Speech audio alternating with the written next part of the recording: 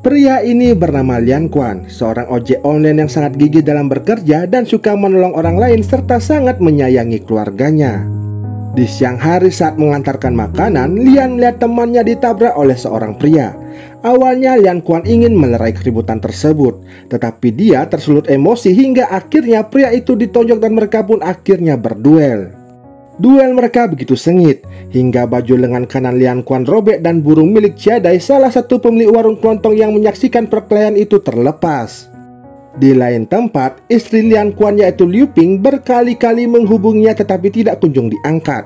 Padahal mereka berjanji akan menemani Dou Dou, anak semata wayangnya, untuk periksa ke dokter bersama-sama. Karena perkelahian tak kunjung berakhir, polisi pun membawa mereka semua ke kantor polisi untuk diamankan. Di sisi lain, saat Dou Dou sedang diperiksa oleh dokter, Liu Ping mengatakan bahwa akhir-akhir ini anaknya sering sekali mengalami batuk. Dokter pun menghela nafas dan mengatakan bahwa Dou Dou mengidap penyakit anomali vena paru balik parsial. Kondisi Dou Dou saat ini lebih buruk dan harus segera menjalankan operasi.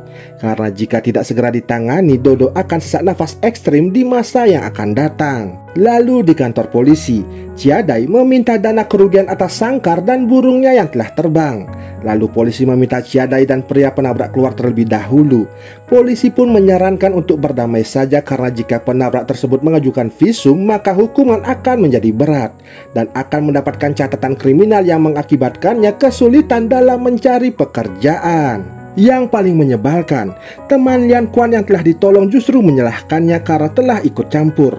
Dan akhirnya Lian Quan akhirnya setuju untuk berdamai dengan memberikan uang kerugian sebesar 10.000 yuan atau sekitar 22 juta rupiah.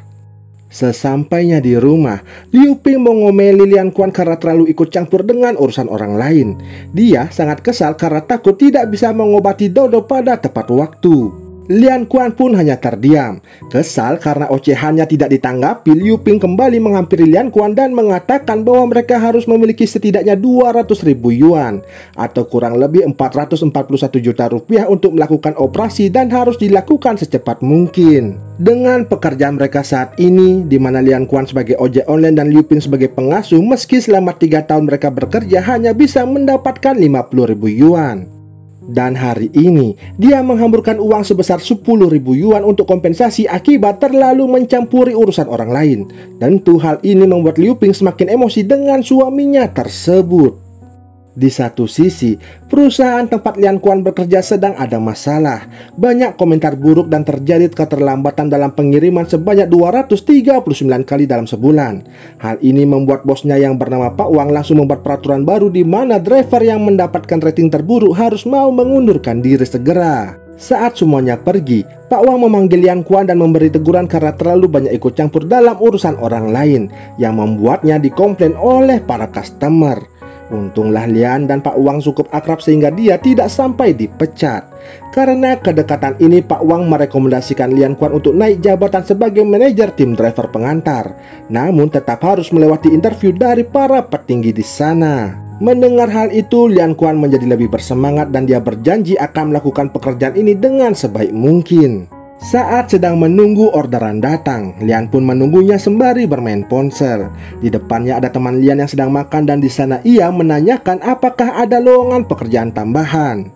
Mendengar hal itu, temannya pun cukup terkejut karena Lian Quan sudah bekerja 14 jam sehari tetapi masih mencari pekerjaan paruh waktu. Pacar temannya itu pun langsung menyarankan Lian menjadi supir bayaran untuk orang yang sedang mabuk. Karena saat ini peraturan semakin ketat dan mereka yang mabuk sangat membutuhkan sopir untuk pulang seusai party.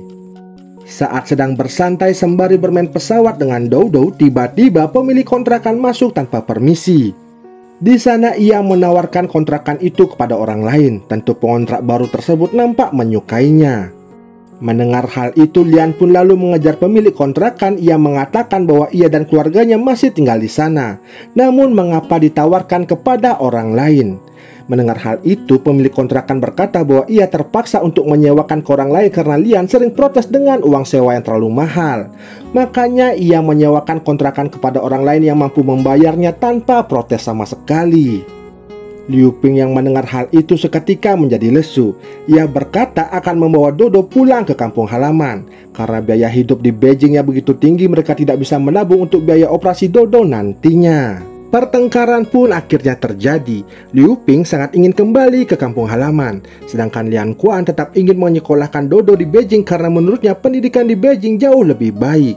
Muak dengan suaminya, Liu Ping akhirnya memilih untuk membawa Dodo tinggal bersama adiknya dan meninggalkan Liu Quan sendirian. Singkat cerita, Lian kini tinggal di gudang yang tak berpenghuni. Di sana dia mulai memikirkan menjadi sopir sebagai pekerjaan tambahan. Dia harus bekerja keras agar bisa segera mengumpulkan biaya operasi untuk anaknya. Di satu sisi saat Dodo dan Liu Ping tiba di rumah adiknya, ia mendengarkan adiknya dan suaminya bertengkar karena merasa keberatan menampung Liu Ping dan anaknya. Hal ini membuat Liu Ping tak enak hati. Ia pun mengajak Lian Quan untuk bertemu kembali.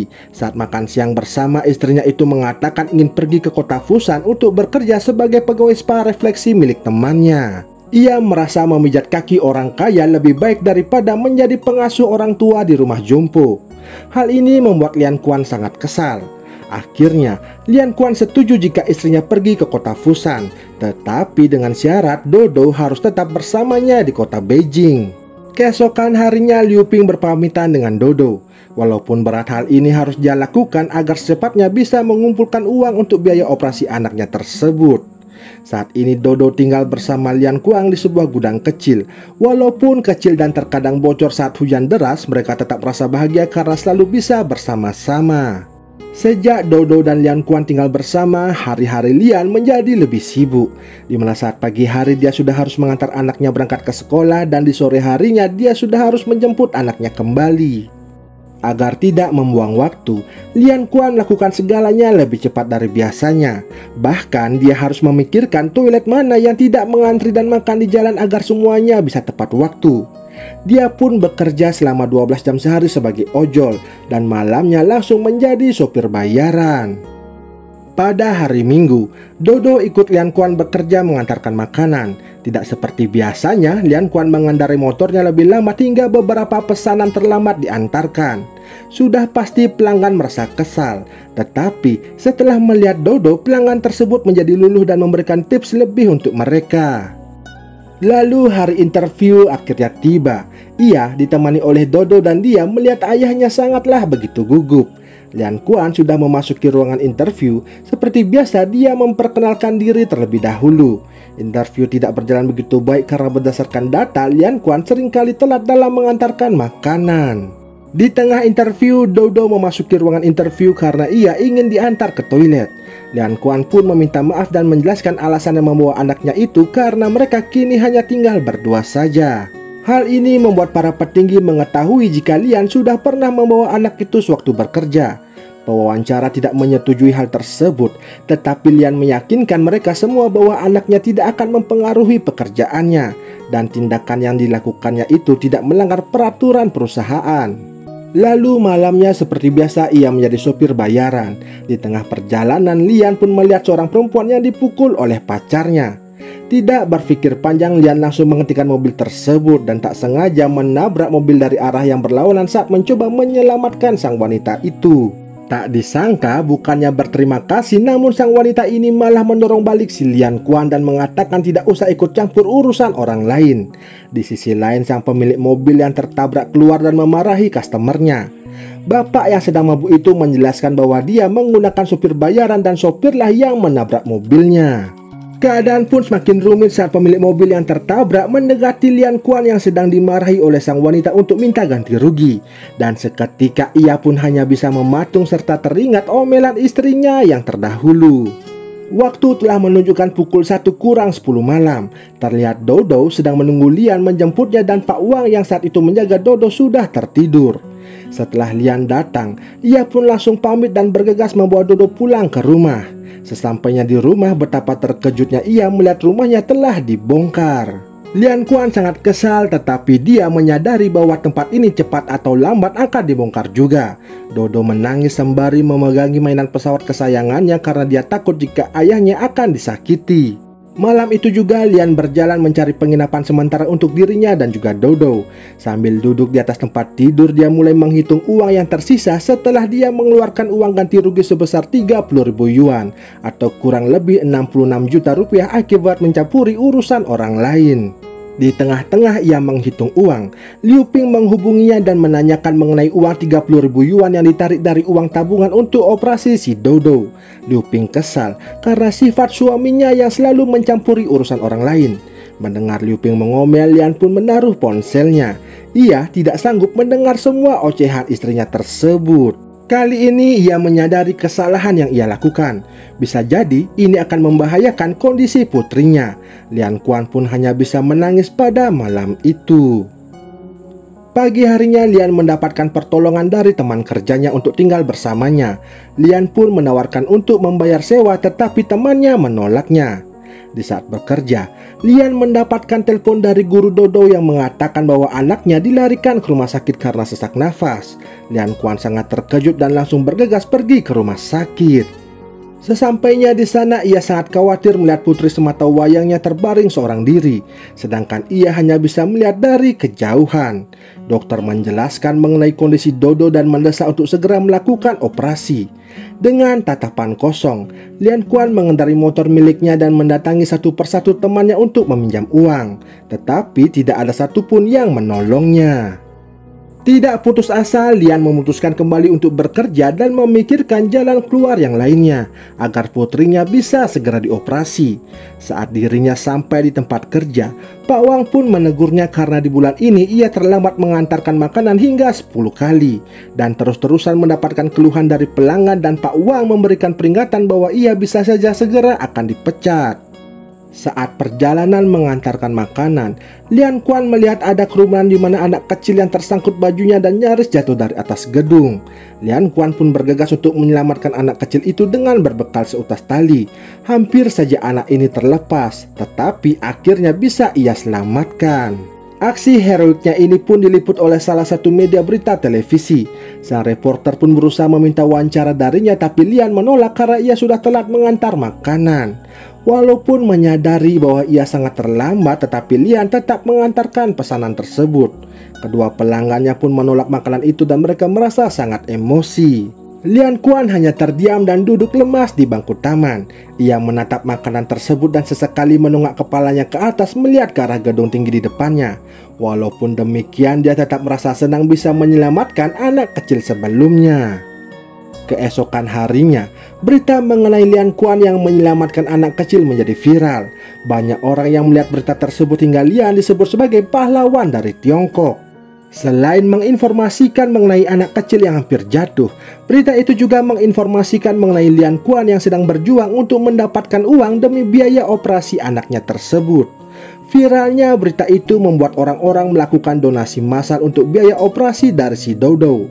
Di lain tempat, Liu Ping yang sedang bekerja merasa terharu dan bangga dengan suaminya. Lian Quan yang mendengar berita itu tidak menyangka dan sempat bengong untuk beberapa detik.